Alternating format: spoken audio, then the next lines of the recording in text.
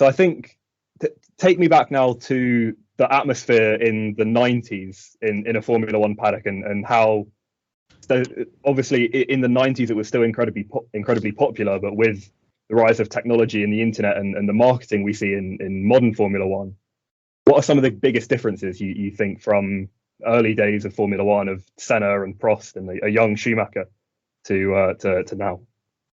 Wow. Okay.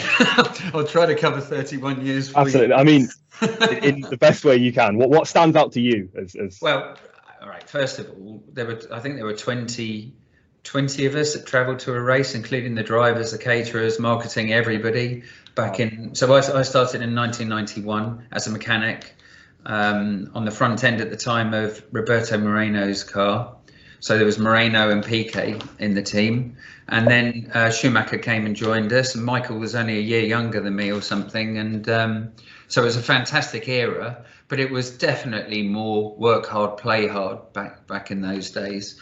There was a lot of partying, a lot of it was just a very different world, you know. The 30 years ago, you know, you were traveling the world. I was pretty young, actually. You know, Formula One teams tended to have people in their sort of mid 40s, late 40s, because they, you know, basically became part of the system, if you like, couldn't actually get out of Formula One, and it wasn't always a very pleasant atmosphere within a team.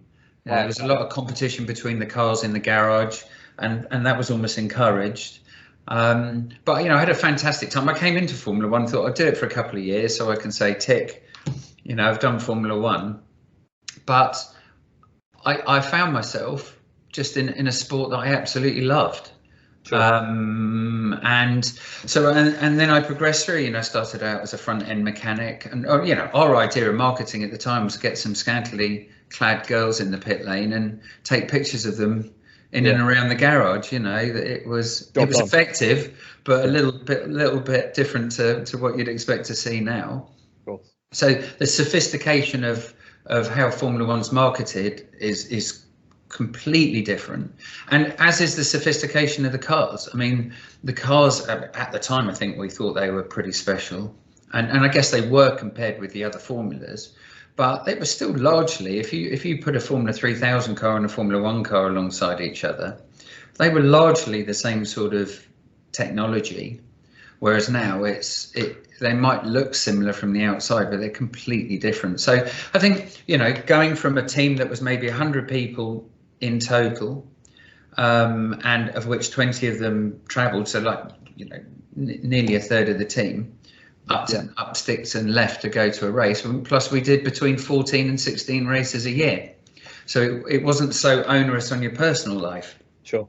You know, although there wasn't the money there like there is now, so you quite often go on a 3 or 4 week trip then with just 2 races in, because of if you're going to fly everyone to Japan, you might as well stay out and fly to Australia. So that was different, and you know, as I said, so there's been a gradual change from that. So as I sit here now, we take, depending on whether it's a European event or what we call a flyaway event, you might take anything from, you know, 120 to 150 people. And that's per team, so 10 of those teams every wow. Yeah, and then I've sat around here now, and you know, we've probably got between 800 and 900 people here on site. Yeah, and a new powertrains division as well with the Honda IP. I'm just looking at the building over there. I think the last crane's just pulled away from that.